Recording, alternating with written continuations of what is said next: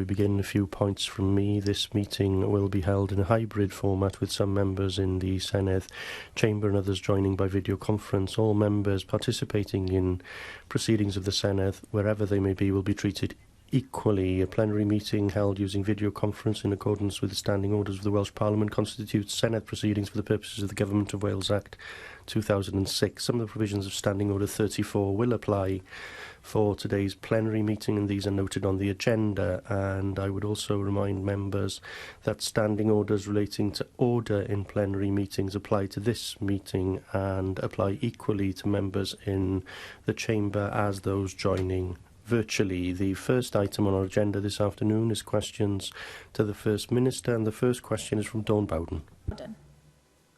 Diolch, Llywydd. Would the First Minister update the Senedd on recent discussions with HM Courts and Tribunal Service about tackling COVID on the courts estates in Wales? Sorry, thanks Dawn Bowden for that question. Courts in Wales must operate safely during the pandemic. To that end, officials maintain regular dialogue with the Ministry of Justice and with HMCTS. I have written to the Chief Executive seeking further assurances that all necessary steps are being taken to ensure the safety of those attending court premises in Wales. Thank you for that answer, First Minister. And following concerns that were raised with me, I've also recently written to the Courts and Tribunal Service seeking assurance that their operational practices remain in line with Welsh COVID rules. I do, of course, understand that the court service is under considerable pressure at the moment, but I was disturbed to hear that people appearing before the courts in Cardiff at weekends may have been transferred from areas like Merthyr Tydfil and Mid and West Wales and held in conditions that are not compliant with Welsh COVID regulations. I further understand that some 16 solicitors working in the courts in Cardiff have also made representation to the court service with their concerns about safe working practices. So can you please seek two assurances? One, that the treatment of people on remand and appearing before the courts in Wales, as well as those people working in the courts, is in compliance with Welsh COVID regulations, and to ask that Her Majesty's Courts and Tribunal Service make full use of their estate, including the restoration of weekend courts in places like Merthyr Tydfil if needed, to help us all keep safe from the spread of infection. Sorry, thank Dawn Bowden for a supplementary question. I'm very happy to take up the issues that she has identified. I thank her for letting me have sight of the letter that she herself has written to the Courts and Tribunal Service. And I did indeed see the letter from legal practitioners, their open letter of the 18th of September. I want to just assure members that the Welsh Government has remained in regular dialogue with senior people in the court service throughout the pandemic, both myself and the Counsel General. I had an exchange of letters with the Lord Chief Justice earlier in August, in which he said to me that Wales had been at the forefront of the efforts made by the service for safe reopening of Crown Courts and Magistrates' Courts. And I last had an exchange of letters with the Lord Chancellor, which culminated in a reply from him on the 21st of September. So I want to give members an assurance that we have pursued issues throughout the pandemic, making sure the Public Health Wales advice is directly available to the courts service and that its advice is properly known to them. It is then for them to make sure that they minimise risks, both to defendants and to other people who are working in the court system, and we will continue to make representations to the UK Government to ensure that court premises in Wales are safe for all of those who need to use them. Janet Finch-Saunders. Diolch, Llywydd. COVID-19, of course, is impacting on our courts and enforcement authorities from two directions, the actual virus and the burden of the regulations. Now, here in Cardiff, a jury in the trial of a man alleged to have been involved in a shooting incident has been discharged after one of their number reported coronavirus symptoms. Enforcement officers can recommend prosecution in a magistrate's court should local lockdown restrictions be breached. but they are simply overwhelmed. Now, South Wales Police is responding to an average of 40 reports of potential breaches daily, and Advon Jones, the North Wales Police Crime Commissioner, has stated publicly that now we're back to normal with traditional crime, plus we've still got to enforce these coronavirus regulations. So what steps, First Minister, are you taking to assist with tackling the two major issues being caused to enforcement authorities by COVID-19? Well, I would not myself describe the regulations that are there to keep us all safe as a burden. They are a necessary protection, which means that people's lives in Wales are safer than they would be without the regulations. I recognise what the Police and Crime Commissioner for North Wales has said, that levels of general crime were suppressed back in March and April, but they have recovered, if that's the right word, to the sorts of levels that were being seen earlier in the year. And now our police forces are working very hard indeed to make sure both that they deal with those matters, but that they also are able to assist in the vital business of enforcing coronavirus restrictions and regulations here in Wales. I fully support the approach that our police forces have taken throughout the pandemic, that you begin always by making sure that people are aware of the rules, that you educate, you advise, you encourage, but when that runs out and people deliberately and knowingly break the laws that are there to protect us all, then enforcement action must be taken, and that is the approach which our police forces are taking, and they have the full support of the Welsh Government in doing so. Lynn Neagle. Thank you, Llywydd. What assessment has the First Minister made of the impact of the ongoing pandemic on the first 1,000 days of a child's life in Wales? Llywydd, I thank Lynn Neagle for that. Although babies and young children are unlikely either to contract or be seriously affected by COVID-19, the Welsh Government remains focused on the long-term physical, mental and emotional well-being of all of those growing up during the coronavirus crisis.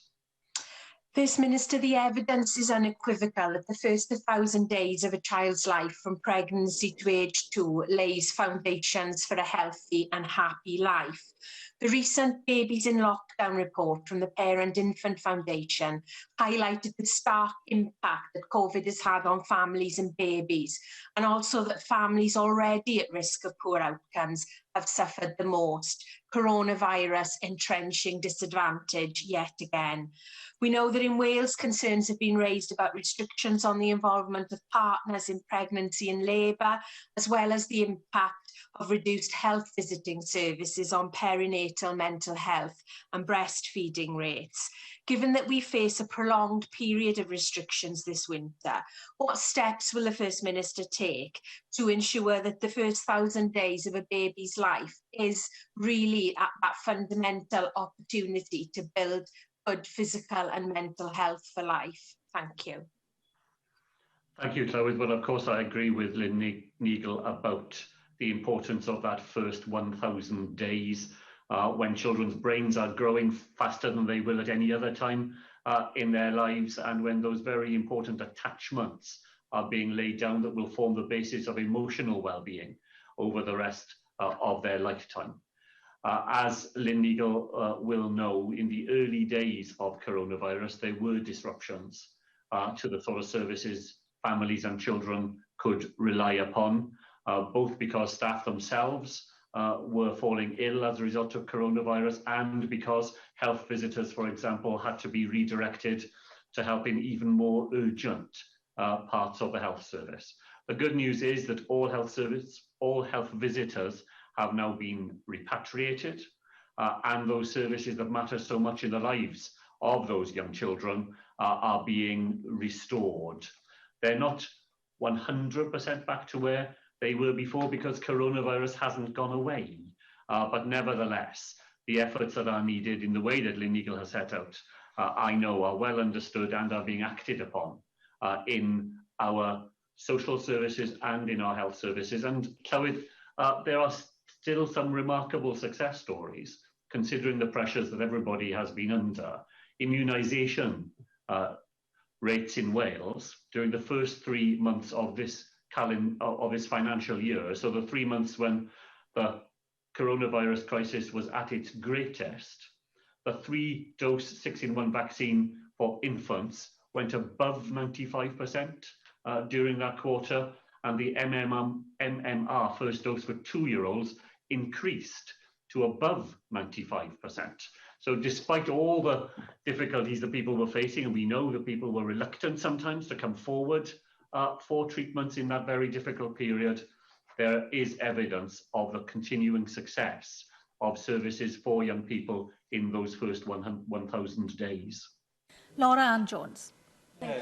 Thank you. First Minister, those first 1,000 days are so important, and I'd like to back up what Lynn has said with her concerns she's raised with you today, and also thank you and the government for listening to some of those concerns. Having a 1.5-year-old myself, who turned 1 during lockdown, our first in the national lockdown, I can say that I was really worried for his development process because of the lack of interaction with others, particularly those of his own age. Interaction and play is so important for those stages of life. But if we're not careful, centres that encourage you to have that sort of interaction, like soft play centres, there won't be any left in Monmouthshire soon, due to their businesses being so badly hit by footfall and income during the surrounding areas being in lockdown. So please, First Minister, can I ask you today to somehow incorporate within that new round of funding that's coming forward soon, to incorporate a way of financially helping out those businesses who are losing out so badly due to on footfall at the moment because of the surrounding areas being in lockdown. Thank you. Well, so I thank Laura Ann Jones for that, and I very much recognise her starting point. Young children learn so much from other young children of their own age, and the opportunity to play and to socialise with children in that way is fundamental to them, and many families have found that those opportunities have been cut back as a result of anxiety about coronavirus and services not being able to operate in the way they previously did.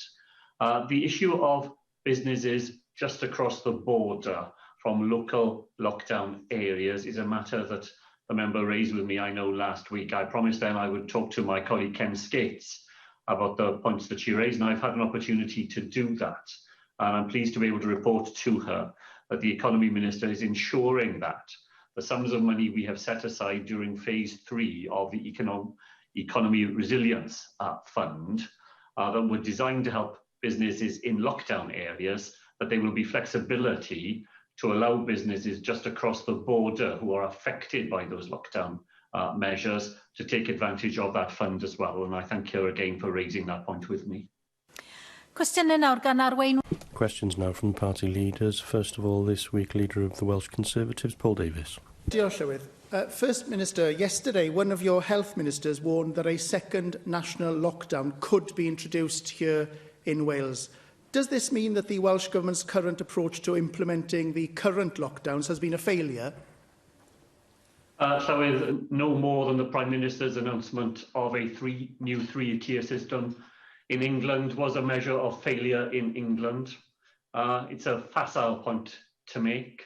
What the Health Minister was warning of yesterday is that coronavirus numbers are growing right across Wales, that the gap between those parts of Wales which are not in local lockdown measures and those who are is shrinking, and that we have to be prepared for the fact that the measures we have taken so far may not be enough to meet the onslaught of the virus during the autumn and winter.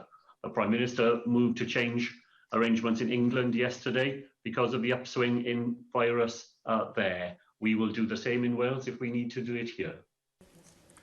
Llywydd, of course, the First Minister wants to talk about England, so let's talk about England. Let's talk about the fact that the latest evidence from the ONS shows that the number of COVID-related deaths is proportionately higher here in Wales than in England. Let's talk about the fact that 2/3 of tests carried out in Wales are done by UK lighthouse labs, and so Public Health Wales's capacity clearly isn't being used effectively in Wales. And let's talk about the massive investment the UK Government is delivering into Wales to support our businesses and public services right across the country, over £4 billion to date. I have to say, Llywydd, I'd want to talk about England if I was responsible for this Welsh Government's record. Now, the Welsh Government's approach has been to implement a mix of county-wide lockdowns and hyper-local lockdowns, like in the case of Llanelli and Bangor. And in order to better judge the effectiveness or indeed ineffectiveness of the Welsh Government's current lockdown approach, it is vital that it publishes data at a community level. The Welsh Government must also publish data by demographics so we can follow trends and better use our resources to protect our people. And the Welsh Government must openly publish transmission data so that we see how the virus is being transmitted, for example, by household, hospitality setting, workplace or by travel. And the people of Wales must be able to judge for themselves whether the measures being taken by the Welsh Government so far have been proportionate or not. Now, some counties, of course, have chosen to publish community data themselves, such as Rhondda, Cynon Bridgend, Merthyr Tydfil and Monmouthshire. And that transparency is absolutely crucial. And it's only fair that everyone in Wales should have access to data about their own local communities. So, First Minister, will you now commit to leading on this by publishing data on a community basis, on a demographic basis and on a transmission basis, so that the people of Wales can be confident that the current lockdown measures are proportionate to the threat of the virus in their own areas? Well, so it is the policy of the Members' Party that for Wales we should see England, so nobody should be surprised at his introduction to this next series of questions. I agree with him that local level data published by some local authorities in Wales has been a very useful guide for those local populations and would encourage other local authorities who are in a position to do so to do the same. The Welsh Government publishes a huge amount of data every day in relation to coronavirus, both directly ourselves and through Public Health Wales and through other aspects of services for which we are responsible. What I won't do is to publish data that is so volatile that it is impossible to draw sensible and reliable conclusions from it. The data we publish needs to be data that can be sensibly used, and where it can be, then we do.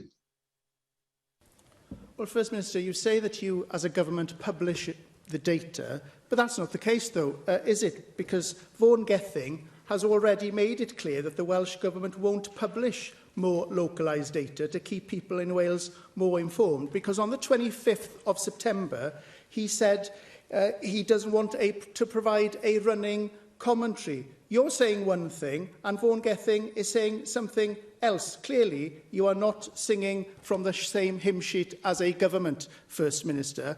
And Wales needs a balance between protecting lives and livelihoods, and we're yet to see enough valuable data to judge the proportionality of the Welsh Government's measures. Instead, what we have seen is the Welsh Government push for a travel ban, despite providing no evidence that one is actually needed. And First Minister, before you push ahead with a travel ban, you should publish the evidence that you have that proves the case for one. And in the meantime, the Welsh Government has had plenty of opportunities to bring in mandatory testing at Cardiff Airport. 4 weeks ago, you said you were in discussions with the managers of the airport you own, and yet there's still been no progress. First Minister, passenger numbers are down by 93%. So do you have any intention to introduce mandatory testing, the same testing your party colleagues in London keep calling for, or, as is the case with your proposed travel ban, are you just waiting for England to do it first? Well, I'm afraid the Leader of the Opposition really is all over the place this afternoon. He hops from one remote contingency to another. There is no difference between the Health Minister and myself. I said we would not publish data at a localised level that is not reliable and cannot help people to make informed and proper decisions. That is what the Health Minister says. That is what the member needs to understand. Let me deal with the travel issue, on which he and his party are so much on the wrong side of the argument, refusing to take a simple measure that would help to keep Wales safe. and which is bitterly resented, by the way, in the part of Wales which he comes to the Senedd to represent. A part of Wales in which the current rate of coronavirus is below 30 per 100,000 of the population, but where his government in England allows people from Liverpool, where 800 cases per 100,000, to travel from Liverpool to Tenby and to the west of Wales to stay. Now, that is unacceptable to people in that locality, and it's unacceptable to me too. I put these points to the Prime Minister again yesterday. Once again, he refused to do the simple and the right thing. I have written to him again today. I've set out the evidence for him, which is plain for anybody to see. A member was very interested in data earlier in this session. I commend to him the data that I referred to in that letter, which will demonstrate why allowing people from high circulation areas to move to low circulation areas simply carries the virus with them. And we prevent that from happening in Wales, and the Prime Minister needs to prevent it as well. And he ought to be speaking up for the people of Wales, not for his own narrow party perspective.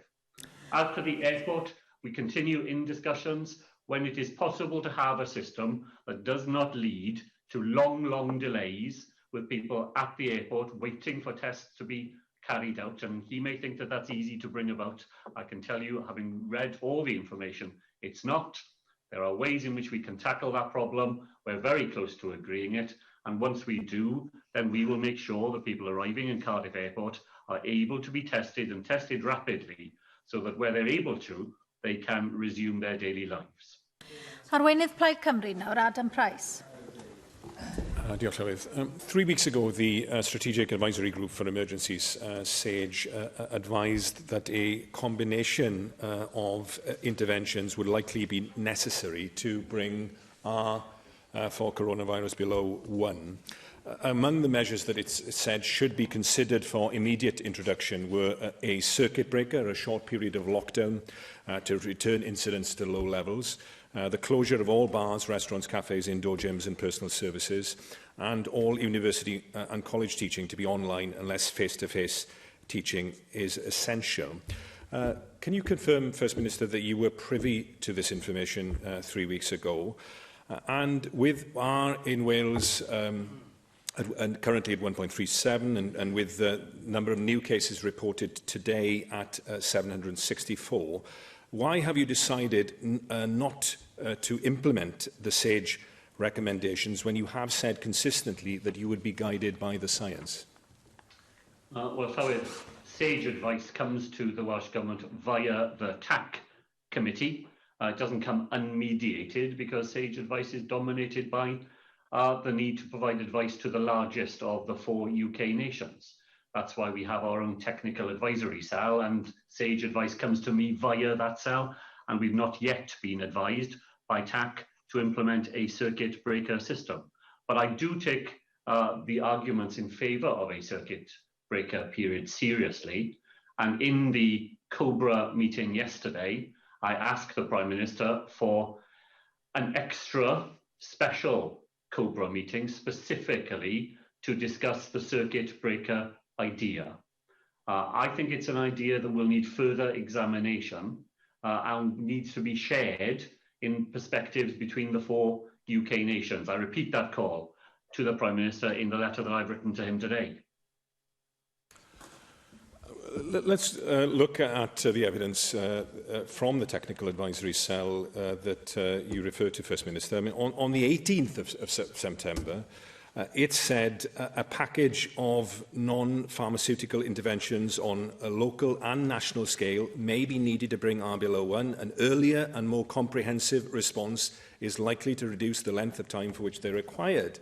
It repeated that in its next report on the 25th of September, in which it said, if the current measures do not bring R below 1, then further restrictions will be needed to control the epidemic in Wales. The earlier additional measures are introduced, the more effective they will be.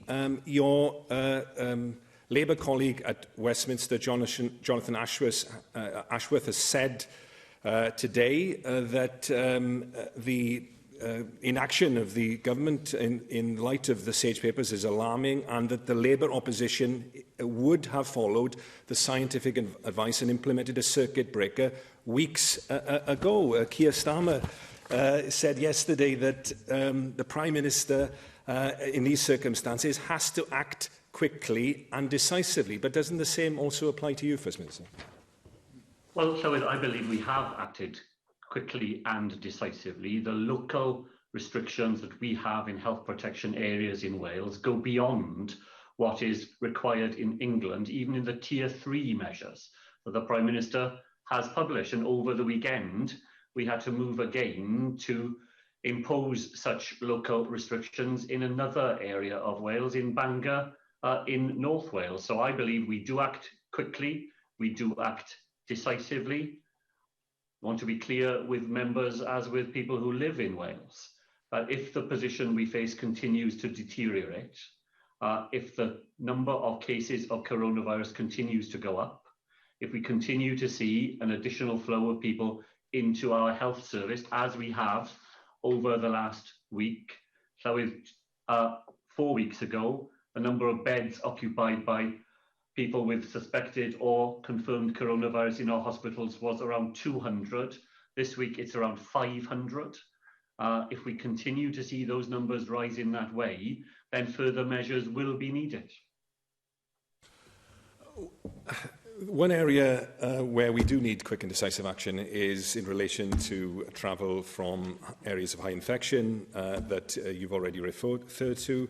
This is the 4th week running that I've highlighted the absurdity of people in areas of high COVID rates in England being allowed to travel into parts of Wales. Yesterday, the Health Minister for the first time confirmed that there had been importation of coronavirus cases from contact with some of those high prevalence areas in England. Perhaps, First Minister, you could give us a little bit more detail about that evidence. But clearly, the UK government should act to close this travel loophole. But, you know, waiting for Bojo is proving a pretty futile exercise. So rather than writing another unanswered letter or waiting for a 4-nation COBRA, why not act independently now in the interest of the people of Wales? If you need extra parliamentary time this week, First Minister, to get this legislation through, then we as an opposition party will support you. Can we really afford to wait another day, let alone another week? Well, the member asks where the evidence comes from. It comes from the wastewater surveillance survey that demonstrates that when people come into Wales from other parts of the United Kingdom, then the rate of coronavirus found in wastewater goes up, and it is found in genomic evidence, important new genomic evidence. Refer to that in the letter that I've sent to the Prime Minister. You see, where I differ from the leader of Plaid Cymru is that he uses the language all the time of people from England coming into Wales, as though this was some sort of contest between Wales and England. And I've been absolutely clear that is never the point that I have made to the Prime Minister. The point I make to him is that people from high prevalence areas should not be allowed to travel to low prevalence areas. Wherever the high prevalence areas are in the United Kingdom, wherever the low prevalence areas are in the United Kingdom. So this is not about stopping people from England coming to Wales, nor should we ever fall into that sort of way of talking. It is simply about preventing people, whether they live in Wales in a high prevalence area, going to low prevalence areas in Wales or England or Scotland, or people anywhere else in the United Kingdom, where the virus is in high circulation, going to places where the virus doesn't exist in the same way, because when they do that, the risk of bringing the virus with them is inevitably and obviously increased. Arweinydd Plaid Brexit nawr, Mark Reckless. Leader of the Brexit Party, Mark Reckless. There's been no difference between how you and Adam Price are speaking about this issue. Indeed, there now seems to be little difference between your government and Plaid Cymru. Many fear we are sleepwalking towards independence. Yesterday, you sought to lay down an ultimatum to the Prime Minister of the United Kingdom. Today, you are across nearly every news outlet saying you want to enforce a border between Wales and England. Meanwhile, top travel writer Simon Calder, who encouraged people to holiday in Wales whilst observing COVID restrictions, was subject to a torrent of abuse. He said, "The intensity of negative comments were of magnitude I've not experienced." After being called scum and told to F off and stay in England, he says he won't visit Wales again. When questioned, your government spokesperson just replied that Boris Johnson had refused to put in travel restrictions despite your calls. First Minister, will you condemn the abuse Simon Calder received for encouraging people to visit Wales in a COVID-compliant way, or are you taking over Plaid Cymru's anti-English stance now that they've taken over your party's anti-Semitism? Well, Llywyd, the member could not have got it more wrong. I have done my very best throughout the discussion about travel to make it clear that for me it is not a matter of the border. It is the Prime Minister who is forcing it to become a border matter by his refusal to act to prevent people inside England travelling from high incidence to low incidence areas and travelling beyond England. So my position is, I believe in the United Kingdom, I believe in a successful United Kingdom. I regret bitterly that the Prime Minister acts in ways that cast a doubt on that in the minds of others. And I repeat, Llywyd, as I've said already, for me this is absolutely not to do with preventing people from England coming to Wales. It is a matter of preventing anybody anywhere in the United Kingdom who lives in a high prevalence area travelling to a low prevalence area anywhere in the United Kingdom. For that to happen, we've all got to play our part. We have those arrangements here in Wales. I want the Prime Minister to do the same for England because I think that supports a successful United Kingdom. And I think not to do so undermines those of us who want to make that case. As to Simon Calder, I think his advice to people was naive. But I absolutely do not believe that people who speak on any subject should be subject to abuse. And I regret the fact that that was the result of what he had said. I may not agree with him, but he has every right to say it and he has every right to be respected. First Minister, you talk about respecting devolution and wanting a strong United Kingdom, but then demand that England must do what you do in Wales or else. Now, you have this policy of preventing anyone from crossing a council area as you define. You have it with force of law. But the reality is that after lockdown fatigue, because of how long you kept it going before, consent for your policy is breaking down. The official opposition opposed your policy of preventing people crossing those council borders. Because you locked down harder and longer in Wales to postpone infections from the summer into autumn and winter, our economy as well as our health has suffered. The Centre of Cities think tank found that Cardiff had seen the weakest post-lockdown recovery outside of London, with only 51% of pre-COVID footfall returning to Cardiff. Yet infections in Wales are shooting back up, as they are in England. In my region, the areas with least infection are on the English border, whilst Cardiff, Swansea and the valleys have higher rates than nearby parts of England. Yet you imply that our problems here reflect policy in England and seek to blame COVID spread on people coming over the border from England. First Minister, isn't the real reason you are threatening to enforce a border to distract from your own government's and this institution's mismanagement of the pandemic? Well, I totally disagree with those points. The way that coronavirus has been managed in Wales, I think, has secured the agreement and the consent of people in Wales. They certainly don't agree with the sort of fringe ideas that the member peddles in the chamber during the time he has still left with us, nor do I accept that. The point of our travel request to the Prime Minister is anything other than a sensible, straightforward course of action designed to protect people and to keep Wales safe. That is the object of this government. It may not be shared by him. Cwestiwn 3, Rhiannon Passmore.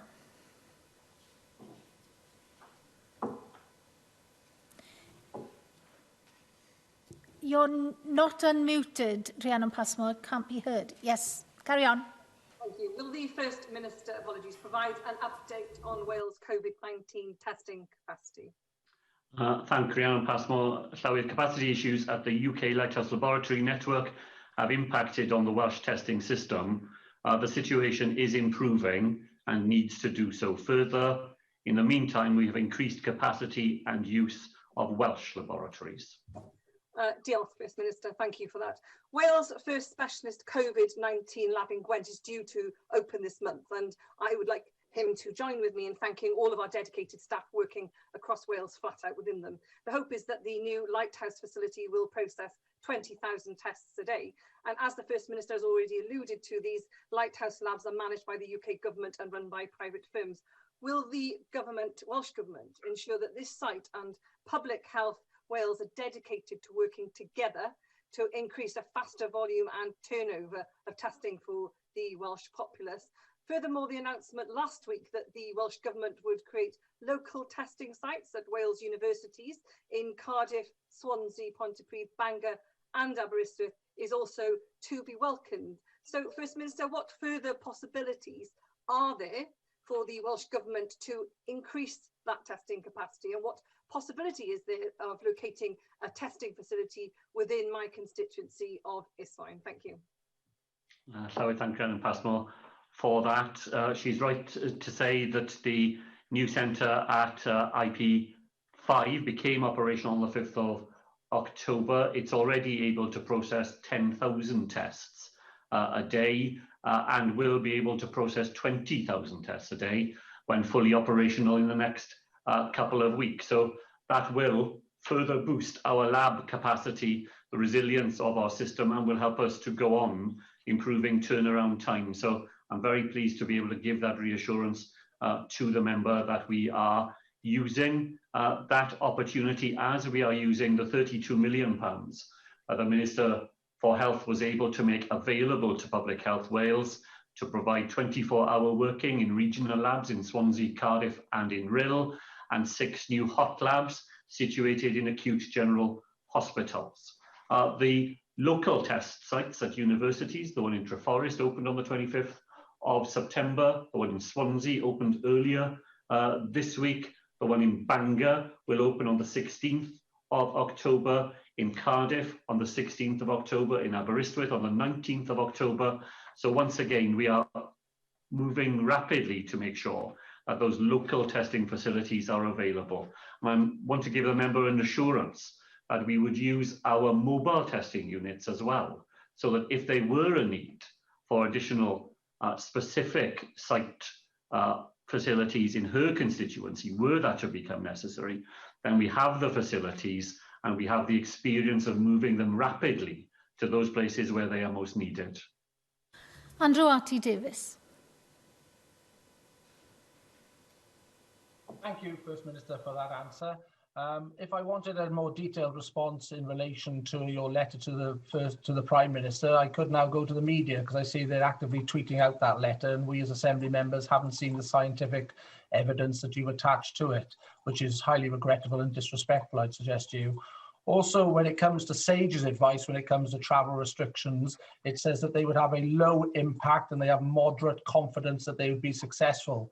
They go on to say exemptions and enforcements are likely to be very complicated to enforce. So given that is SAGE's advice back in September, and I assume you as a government have seen that, what confidence have you got that the testing analysis that you have passed over to the Prime Minister overrides the advice that SAGE has given on travel restrictions? Well, I'm not certain what that question has anything to do with Wales's testing capabilities. And if he wants to talk about being disrespectful, I wrote to the Prime Minister over 2 weeks ago with a detailed request for travel restrictions. I'm not even had a reply to that letter. That's disrespectful. That's disrespectful to the Senedd and disrespectful to the people of Wales. I provided the Prime Minister with the very latest information and research that has come in after the date to which the member referred. Let's hope that this time he will be prepared to consider it with the seriousness it deserves. Rhina Piorwerth. Diolch Llywydd, os gawn ni ddod yn ôl at. Thank you, Llywydd. If we could return to testing, it's come to my attention that there have been serious problems arising with the general testing system in one of the South Wales Health Board areas, and I'd like to know what the link is between that and COVID testing. I understand that day-to-day blood testing in GP surgeries has been cancelled, and it's only emergency testing that can happen. It sounds like a kind of thing that we were being warned about when the Roche supply chain came into difficulties, but I note that the Health Minister told us a week ago that that wouldn't affect Wales. Can the First Minister tell us what's going on here? Well, Llywydd, I would have to have more details about the problems that Rhina Biorwyth has alluded to. I have seen a written statement from Vaughan Gething which explained the impact that the problems that Roche is facing at the moment could have here in Wales, not on the side of coronavirus, but on other things that we are trying to combat every day in the health service. I don't yet quite understand the background to this specific question, but of course if Rhina Biorwyth wishes to write to me with the details, I'd be more than happy to look into these issues. Pedwar, David Rowlands.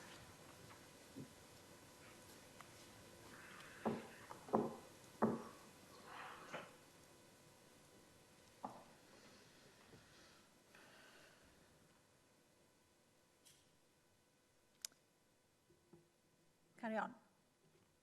Diolch, Llywydd. What assessment has the First Minister made of post-pandemic economic recovery in Wales? So I think I thank David Rowlands for that question. Last week, we published our COVID-19 reconstruction plan. It sets out our assessment of the profound economic, health and social impacts of the virus and how we will work with partners to build a safe, healthy future for Welsh people that is fairer, more equal, greener and prosperous. Well, I thank the First Minister for his answer. Whilst it is prudent to make such arrangements for a post-pandemic environment, it is also true that it is incumbent upon the government to mitigate against the economic consequences of lockdowns whilst the virus is still with us. The recent lockdown arrangements are, of course, having a devastating effect on businesses across Wales.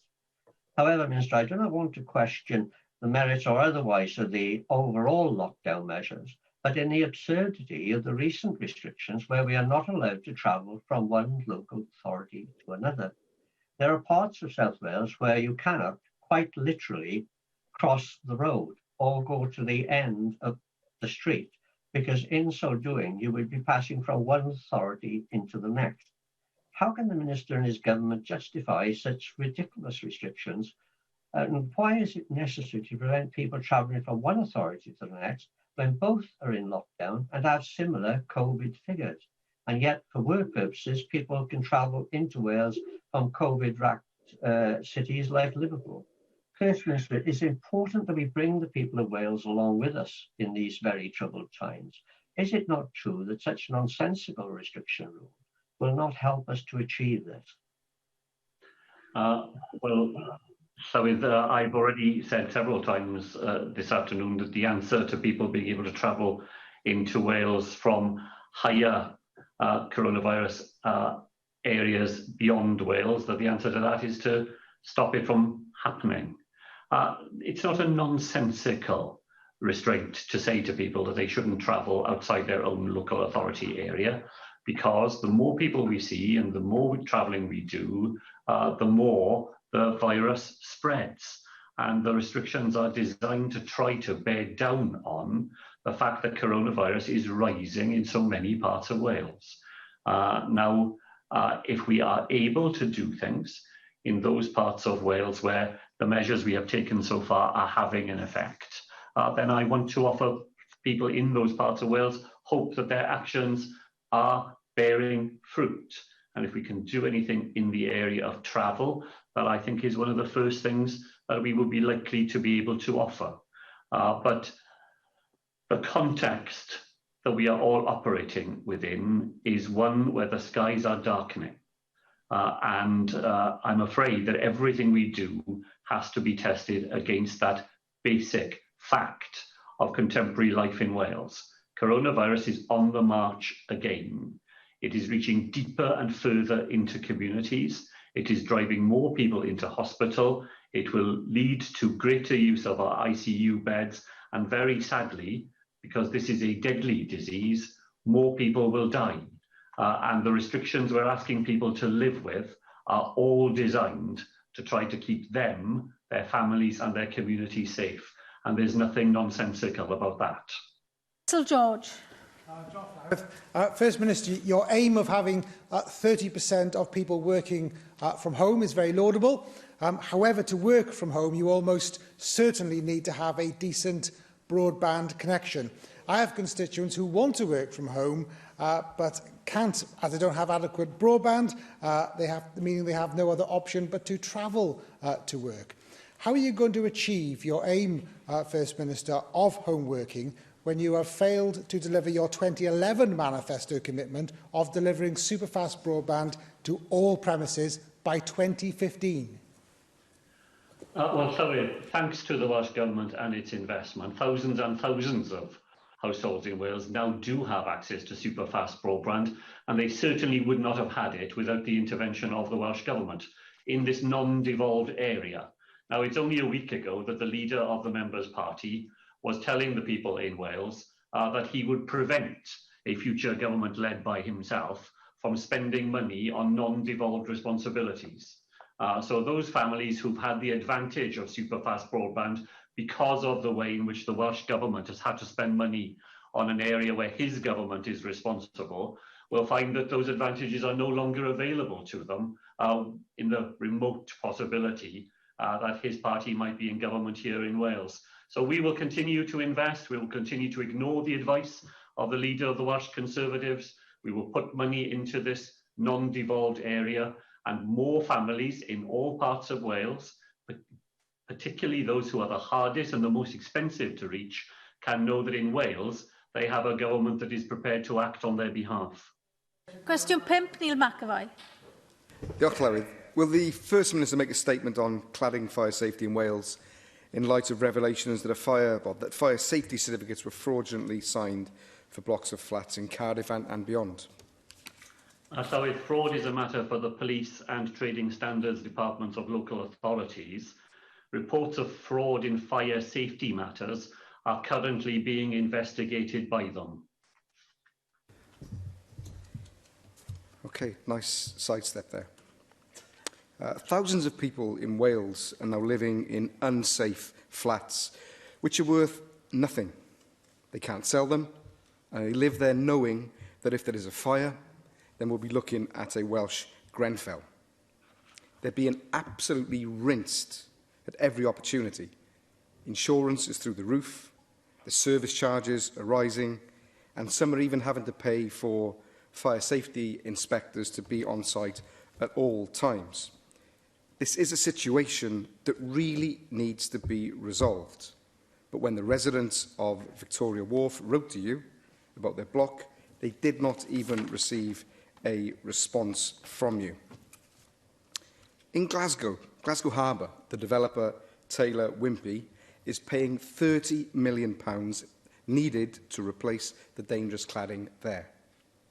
But at Victoria Wharf, the residents are expected to pay the £30 million themselves. And there's one veteran I spoke to, David Murphy, who is now worried about being made homeless because of these costs. So why is it that in Scotland, the developer pays to fix the problem, but in Wales, residents are expected to pay themselves? Taylor Wimpey actually advises your government on building regulations. So could you not advise them to cough up the money like they have in Scotland? Or is it actually the conflict of interest which is driving government inaction in this area? Well, the member's instinctive reach for a conspiracy explanation is on evidence again today. If residents have written to me, they will have had a response. Builders and owners are responsible for the buildings which they have constructed and which they own, and they should pay. They should pay to make good the deficits in those buildings. It is neither right nor fair nor moral that the leaseholders should be left carrying the can. I can't be clearer on that. Those companies should do the right thing by those people who have been affected by their failures. That is the position of the Welsh Government. I repeat it again today. And where there is fraud, as I said in my original answer, Llywyd, it is not for a moment to sidestep something, to be clear that the authorities who have the responsibility to investigate fraud are doing so. In this case, the Gwent Police and the Caerphilly Trading Standards Department are carrying out an active investigation into the matters which this question began with, and they must be allowed to complete that investigation. David Melding. First Minister, I think what you say about the need of the private sector to accept responsibility is an important one. But there's been real public failure here. Public regulation has not been fit for purpose. It was not fit for purpose in governments you've served in here in Wales when it was being developed. And it's also been a failure in England under Labour and Conservative governments. I do not avoid recognising the responsibility my party has here. Leaseholders have to be served now by the public sector coming and at least giving some guarantee, like a fire safety fund, and then pursuing those private interests that have been grossly deficient. And we need a proper regulatory system. I agree with you on one thing: this bill shouldn't be left at the doorstep of the leaseholders. Well, Llywyd, I agree with a number of the points that the member has made, and if my party is returned to government after next May's elections, then we will bring forward legislation to deal with regulatory matters and gaps that have emerged in this sector. We are looking within the Welsh Government at the possibility of a building safety fund to support leaseholders while not creating the moral hazard of paying the bills of failed building firms and landlords.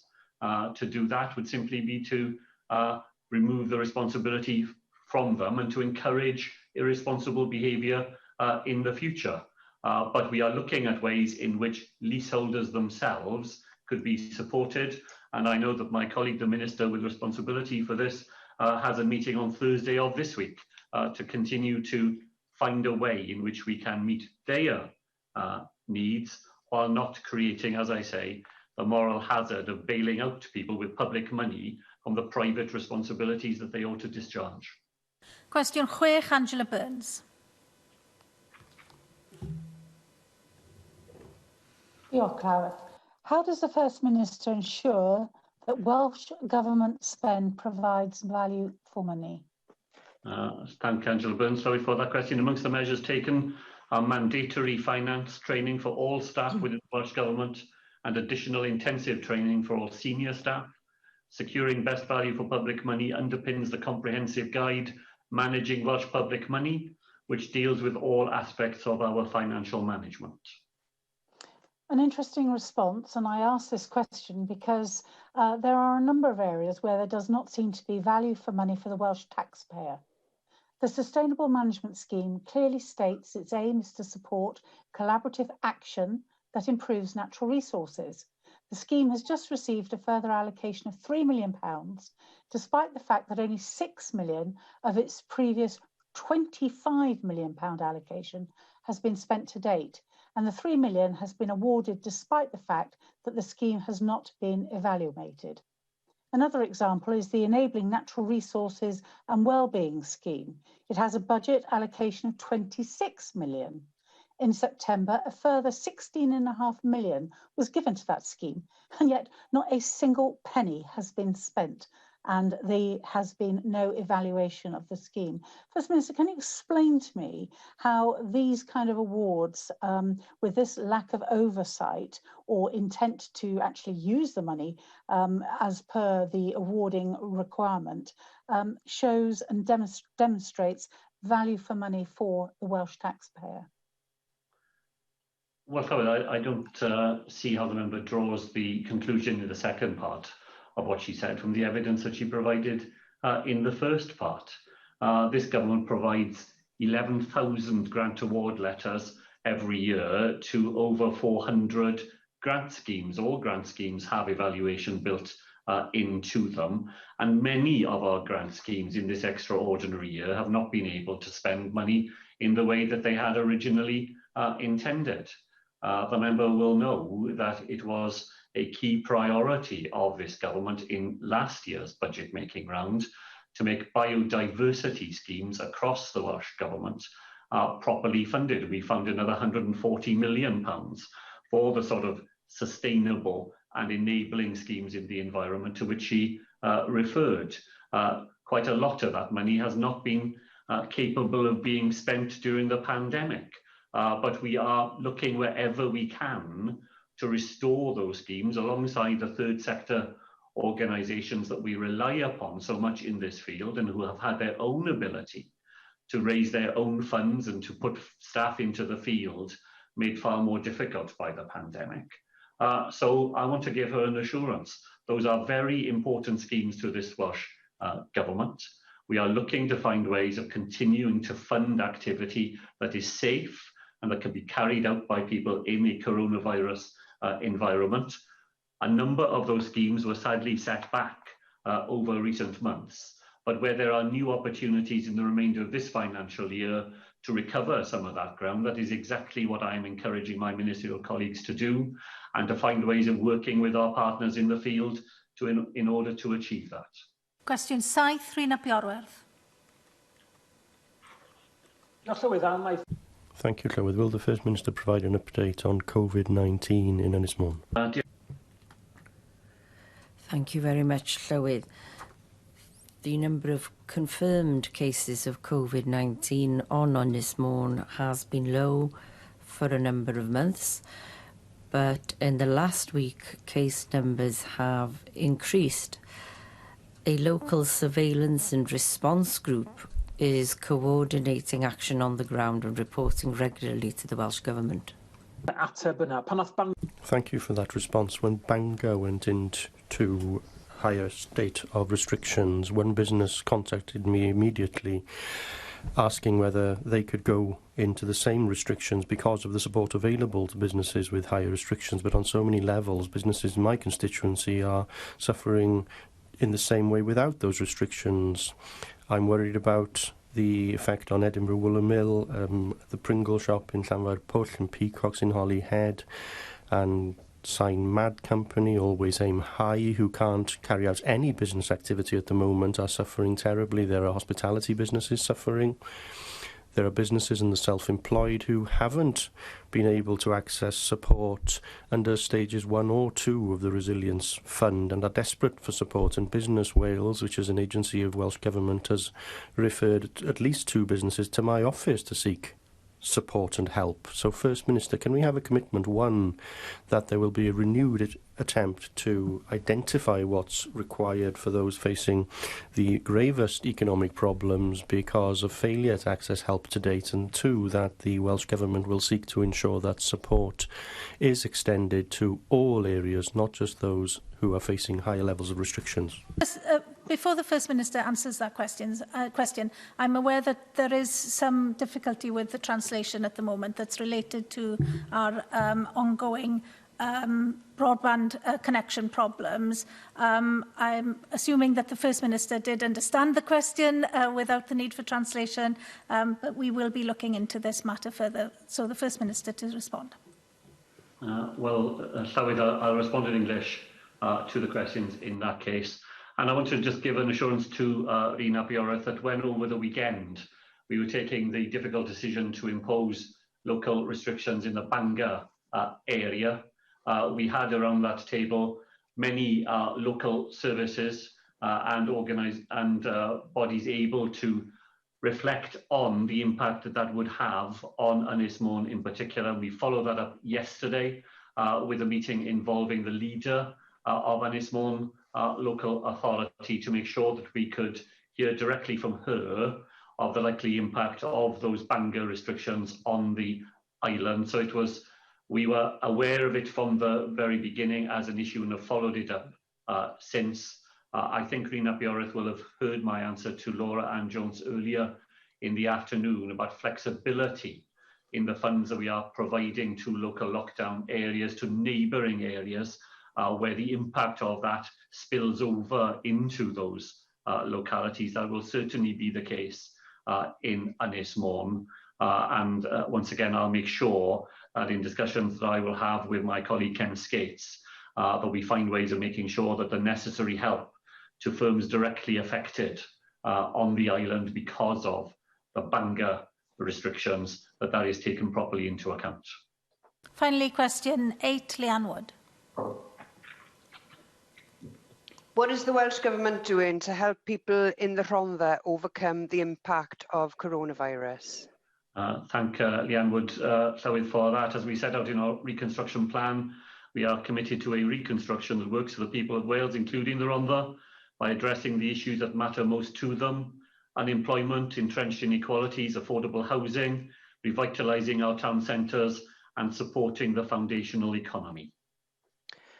Research from Save the Children has shown that more than half of the families in Wales on universal credit or child tax credits have had to cut back on essentials. And I'm seeing this at a community level with demand for the anti-poverty food project that is run from my office with the help of local councillors and fantastic volunteers.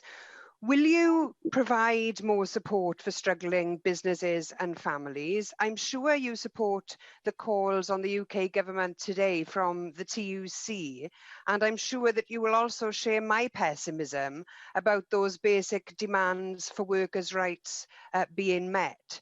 So will you therefore tell us what your government can do to ensure that if people are to make if people are to be made unemployed and lose their income, that they can claim some sort of universal basic income so that they don't lose their income if they do lose their livelihood, because we all know that when people lose their incomes, there are a lot of other problems that can follow on from that. So what can you do to introduce a universal basic income to overcome the problems that we know that the UK government are not going to solve? Llywydd, while I myself have long seen the attractions of a universal basic income, it's simply not an idea that is capable of being introduced unilaterally in Wales, just as the member sister party in Scotland has not been able to introduce a universal basic income in Scotland either. I am interested to see whether it is possible to run some experimental pilots here in Wales, because I think the idea is definitely one that has merit and ought to be explored in that way. I absolutely agree that the calls today through the TUC are both for the £20 additional to universal credit that has been a feature of the pandemic ought to be continued beyond April of next year. That seems absolutely fundamental. And we use our Welsh Government budgets to supplement the social wage of families by paying through the public purse for things which they themselves would have to pay for otherwise. And I know that Leanne Wood will have welcomed the additional £11 million that the Welsh Government has found to continue free school meals during school holiday periods for the rest of this Senedd term, as a practical example of what we can do with the powers we have already to make life of those families to which she referred a little easier than would otherwise be the case. Diolch i'r Prif Weinidog. Yr eitem... I thank the First Minister. The next item is questions to the Deputy